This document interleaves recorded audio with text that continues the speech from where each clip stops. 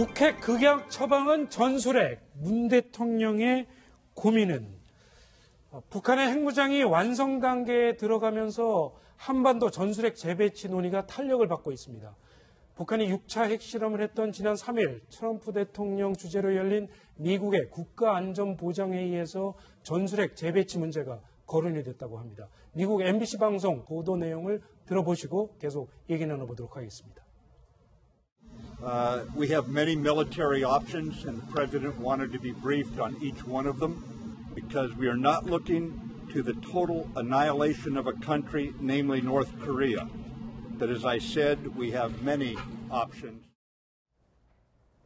네, 신 대표님, 이제 미국이 당초에는 전술핵 재배치에 대해서 좀 부정적이었다 이런 말이 나왔었는데 그 최근에 이제 기류가 좀 바뀐 것 같아요. 좀 전술핵 재배치도 고려할 수 있다 이런 식으로 좀 나오고 있는 것 같은데요. 지난달에 우리 송영무 국방부 장관이 그 미국 가서 매티스 국방부 장관하고 회담을 했지 않습니까? 네. 그때 이제 뭐 핵 잠수함, 전술핵 이런 여러 가지 또 미사일 탄도 중량 이런 여러 가지 이야기를 했는데 그때 이제 탄도 중량에 대해서는 아주 전향적으로 이제 협조를 하겠다라고 이야기를 했고 핵 잠수함하고 이제 이 전술핵 부분에 있어서는 그런 사정은 이해하겠다 정도의 원론적인 어떤 그런 이야기만 하고 말았죠. 그런데 이제 그 이후에 북한의 핵실험이 발생을 했고 뭐 이러다 보니까 조금 그 입장도 좀 바뀔 수 있는 것 같고 네. 왜냐하면 지금 이제 이 북한이 너무나 강력한 수소폭탄을 개발을 했기 때문에 이로 인해서 우리 동북아에 핵 도미노가 생길 수 있어요.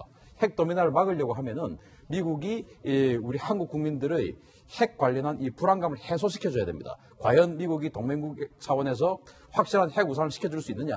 우리에게 북한이 핵을 공격을 했을 때 정말 조건 반사적으로 미국이 자신들이 공격받은 것처럼 진짜로 그 제도적으로 바로 보복을 해줄 수 있느냐 하는 것에 대해서 우리가 불안감을 느낀다면 조금의 조금은 아니죠. 아주 상당한 경제적 제재를 각오하고라도 생명이 우선이니까 네. 핵 개발을 하자라고 하는 그런 그 여론이 비등할 수가 있거든요. 따라서 그것을 사전적으로 억제를 하기 위해서는 그래 요즘 뭐 이런 그 요구들이 많으니까 미리 전술핵을 갖다 놓으면은 한국이 핵 개발하자는 그 국내적 여론이 억제될 수 있을 것이다라는 어떤 그런 한국을 견제하는 그런 차원일 수도 있고 두 번째는 한국에 전술핵이 있으면은 이제 당연히 중국과 러시아가 부담스러워하겠죠. 네. 왜냐하면 그 전술핵을 미국이 사용한다면 미국이 사용하는 전술핵을 한국에 갖다 놓으면 그들의 바로 목젖으로 엄청난 강력한 무기가 바로 들이미는 상황이 되기 때문에 그건 전략적으로 중국과 러시아는 굉장히 부담스러운 상황이 되거든요. 예. 그래서 너희들에게 이렇게 부담스러운 상황이 연출될 수 있으니까 그러려면은 내일 있는 유엔 안보리에서 협조해라.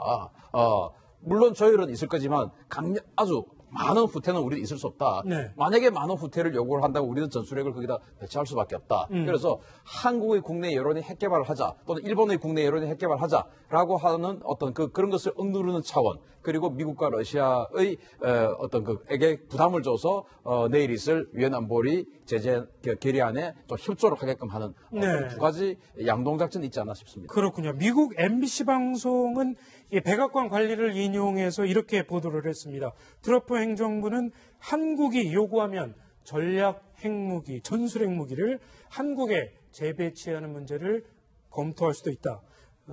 이에 화답하듯이 송영무 국방부 장관도 얼마 전에 국회에 출석을 해서 전술핵 재배치 문제를 검토할 수 있다고 밝혀서 논란이 되기도 했었죠. 그 발언을 한번 다시 들어보도록 하겠습니다. 충분히 검토를 할 용의가 있습니다. 북한이 핵을 이 정도로 발전시켰기 때문에 가장 합당한 대안을 건의하겠다. 최 교수님, 예. 그런데 청와대는 송영무 장관의 저 발언에 대해서 우리는 전술핵 재배치 생각이 없다. 아직 전혀 검토하지 않고 있다. 이렇게 밝혔거든요. 예. 그리고 어제 미국 MBC 보도에 대해서도 청와대는 우리는 변동 없다. 이렇게 선을 그었어요. 그렇죠. 왜냐하면 청와대 입장에서는 지금 현재 전술 핵 배치에 대해서 부정적으로 생각하는 지지층의 지지를 받고 있는 거 아니겠습니까? 네. 그러니까 이제 1991년에 노태우 대통령 시기에 전 대통령 시기에 비핵화 한반도 비핵화를 선언하면서 이제 비핵화를 다 하자라고 지금 합의했다가 지금 북한이 이렇게 본인들이 그렇게 약속해놓고 NPT 탈퇴했다가 다시 가입했는데 또 핵을 개발했지 않습니까? 네. 이런 상황이다 보니 상황적 변화 때문에 지금 핵무기의 재배치에 대해서 논란이 되고 있는 상황인데 아마 청와대는 지금 상황에서는 이 전술핵 배치에 대해서 적극적으로 그렇다라고 얘기하기 어려운 상황이다. 그러나 이제 신인기 대표님 말씀처럼 상황적으로 그게 변화될 가능성이 있다고 봐요. 그러니까 사드 배치와 비슷한 상황인 거죠, 사실. 예. 그러니까 전술핵 배치가 지금 당장 하겠다라고 얘기하는 것은 이 한반도 비핵화에 대해서 주장했던 지금까지 주장에 대해서 너무 갑작스러운 변화이기 때문에 상황적 변화에 따라서 조금씩 변침하는 소위 마치 배가 변침하는 것처럼 그런 형식으로 갈 가능성이 있고요. 또 이제 신규 대표님 말씀에 동의하는 부분 중에 하나가 뭐냐면 네. 그 중국이나 러시아가 이 부분을 가지고 지렛대로 활용할 가능성이 있다는 거죠. 그러니까 우리가 그러면 적극적으로 대북 압박을 할 테니까 전술핵 배치를 좀 하지 말아달라고 얘기할 가능성이 있기 때문에 청와대 입장에서는 국제 공조, 유엔의 제재 문제 이 문제와 함께 검토하면서 네. 얘기를 할 가능성이 있다. 소영 국방장관 입장은 당연히 국방부 장관이 그렇게 얘기할 수 있다고 저는 보고요. 다만 통일부나 외교부 입장에서는 조금 이 부분에서는 신중론을 펴면서 조금씩 바뀌는 방향. 그건 결국 북한의 변화 그리고 북한의 또 다른 어떤 네. 위협 아니면 또 유엔의 대북 제재 이 부분과 연관돼서 조금씩 바뀔 가능성은 있다는 생각은 듭니다. 그렇군요. 조금 전에 송영무 장관이 국회에서 발언할 저 당시에 민주당 의원들은 상당히 격한 반응을 보이기도 했습니다. 네, 그렇습니다. 국방장관으로서 어떻게 전술핵 배치 문제를 거론할 수 있느냐. 네, 그렇죠. 근데 사실은 거꾸로 국방장관이니까 사실 전술핵 배치를 포함해서 우리나라 국방, 안보와 관련해서 이런 어떤 그 생각을 이야기하지. 네. 만약에 외교부 장관이 전술핵 배치하겠다거나 뭐 핵 개발하겠다거나 혹은 통일부 장관이 핵 개발하겠다거나 그건 말이 안 되잖아요. 네. 저는 아까 최 교수님 말씀에 전적으로 동의를 하는 게 지금 우리는 굉장히 많은 카드를 갖고 있어야 돼요. 그 카드가 사실은 그 내부에서 국방장관이나 혹은 매파들이 핵무기 또는 핵 개발까지도 사실은 뭐 언급할 수 있는 어떤 상황이 되고 또 야권에서 그리고 한쪽에서는 아니다.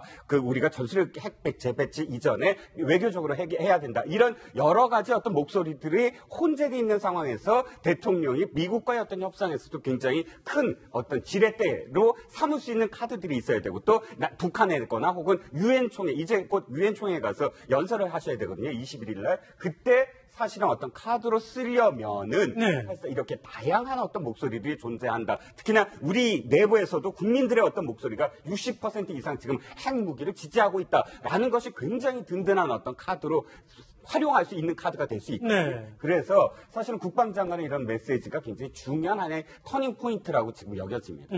네, 신 대표님, 전술핵이 만약에 재배치된다면 어떤 무기들이 들어올 수 있는 건가요? 네, 지금 우리 자막에 나가고 있죠. B-61이 유력하다. 맞습니다. 네. 예, 지금 이제 많은 사람들이 핵 어뢰, 핵 포탄, 뭐 핵 배낭, 뭐 이런 이야기들 많이 하시는데 네. 그런 무기들은 다 지금 없어졌어요. 화면에 보이는 저런 네. 무기들이 그런 무기들은 다 없어졌어요. 네. 왜냐하면 미국과 소련, 이제는 미국과 러시아의 전략무기 감축 협정에 따라서 이런 무기들은 다 없애기로 91년에 노태우 대통령 당시에 전부 철수가 된 무기들인 거죠, 저게? 철수가 되고 그 이후에 미국과 러시아가 협상을 해서 저런 핵 포탄이라든지 핵 배낭, 뭐 지뢰 이런 것들은 다 없애기로 약속을 해서 없앴습니다. 없어요. 네. 현존하는 무기가 아니고 없기 때문에 가져올 수도 없어요. 그래서 지금 가져올 수 있는 것은 B-62 폭탄입니다. 저것은 공군 전투기에 장착을 해서 투하하는 폭탄인데 네.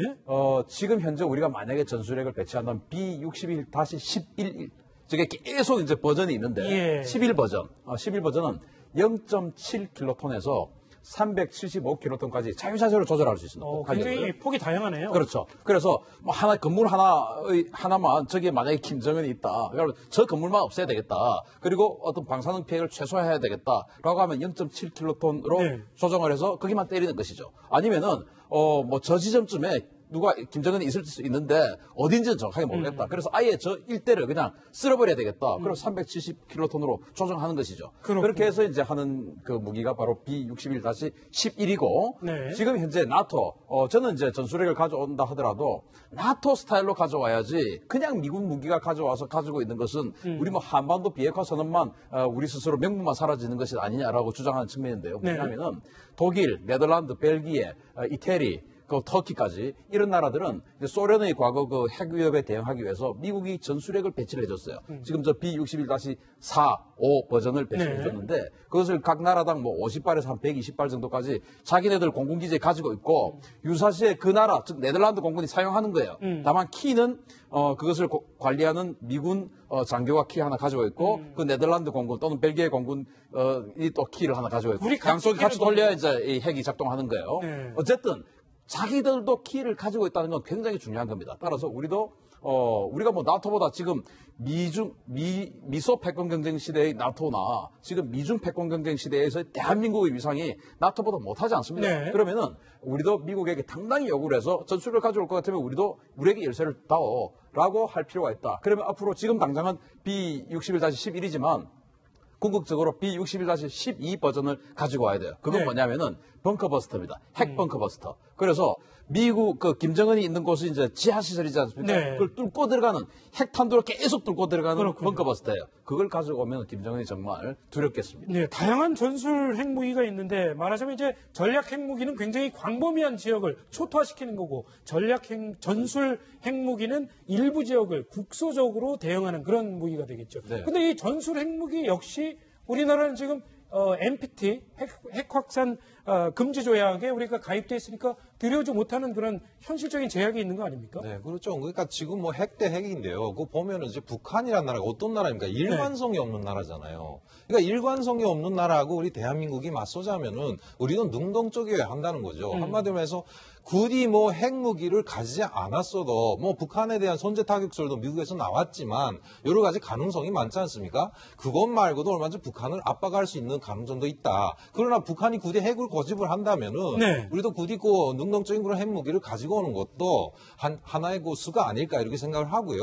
아마도 지금처럼 이렇게 애매모호한 입장 말고요. 좀 더 명백한 입장으로서 북한에 좀 대응을 해 나가야 되지 않을까 이렇게 생각이 듭니다. 네. 잠깐만, NPT 탈퇴와 관련해서 사실은 지금 구분이 안 되고 있는데, 우리가 자체적으로 핵을 개발해서 무장을 한다 그러면 NPT 탈퇴를 해야 됩니다. 핵을 개발하는 것이기 때문에. 그런데 전술핵 재배치, 여기서 재자가 굉장히 중요해요. 재배치는 결코 NPT 탈퇴를 하는 문제가 아닙니다. 왜냐하면, 우리가 NPT에 가입한 연도가 1975년도예요. 1975년도에 우리가 가입했을 때 우리나라는 전술핵이 배치되어 있는 상황이었습니다. 91년도에 전술핵이 철수가 되거든요. 그러면 무슨 뜻으로 말씀드리냐면 전술핵을 재배치한다는 문제는 이 핵 확산 금지 조약은 비핵 국가가 핵을 소유하게 되는 것을 막는 거예요. 네. 핵심이. 그런데 전술핵 재배치는 미군, 그러니까 미국이 주한미군에게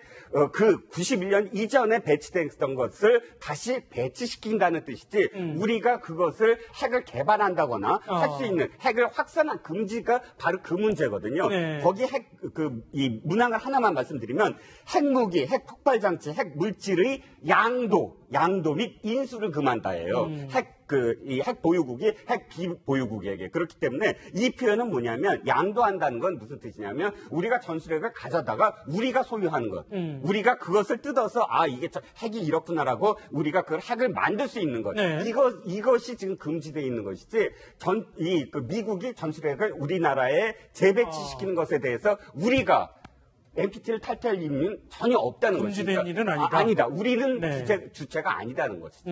그리고 이제 사드 배치도 굉장히 뜨거운 감자인데요. 최 교수님, 네. 이제 문재인 대통령이 지난 금요일 밤 좀 늦게 전격적으로 사드 배치에 대한 입장을 냈어요. 그렇죠. 이게 좀 사드 배치 반대의 여론을 좀 잠재울 수 있는 그런 카드가 될 수 있을까요? 저는 일정 부분 있다고 봅니다. 물론 그렇다고 해서 완벽하게 그런 불만 요소를 다 없앨 수는 없을 것 같아요. 그러니까 지금 뭐 소송리에 있는 주민들이라든지 사드 배치를 반대했던 문재인 정부를 지지하는 지지층의 일정 부분은 빠질 가능성이 있고요. 지지를 뺄 가능성이 있지만 그럼에도 불구하고 문재인 대통령이 이렇게 긴급하게 SNS나 아니면 문서를 통해서 입장을 발표한 것은 잘한 거라고 봅니다. 왜냐하면 불가피하게 문재인 대통령의 발표가 그거 아니겠습니까? 사드를 그 전에 얘기할 때는 근데 본인이 또 이런 얘기도 하셨어요. 본인이 후보 시절에 분명히 뭐라고 말씀하셨냐면 북한이 핵을 개발하고 만약 핵을 가지게 되면 어쩔 수 없이 사드는 배치해야 된다. 이게 문재인 대통령 후보 때부터 끊임없이 얘기했던 거예요. 그러니까 네. 입장을 바꾼 건 아니고요. 그 시기가 좀 더 빨라진 거죠. 왜냐하면 북한이 저렇게 아주 후전적으로 급박하게 핵개발도 하고 미사일 쏘고 이런 상황에서 사드를 배치 안 한다고 하면 국민의 안전과 생명을 보호하는데 많은 불안감을 느끼지 않겠습니까? 대통령 입장에서 그런 부분들을 불식시켜주는 것이 대통령 입장이라고 저는 생각을 하고요. 그런 차원에서 구국의 차원에서 했다는 부분들을 강조하기 위해서 아마 빠르게 본인의 입장을 발표하신 것 같고 그것이 네. 지지층에 돌아서는 것을 일정 부분 좀 잠재우려는 그런 의도를 갖고서 하셨다고 볼 수 있겠습니다. 그렇군요.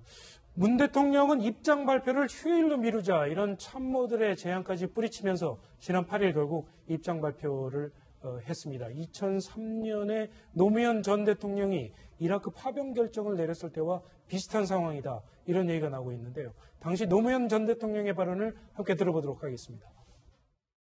미국의 노력을 지지해 나가는 것이 우리의 국익에 가장 부합한다는 판단을 내렸습니다.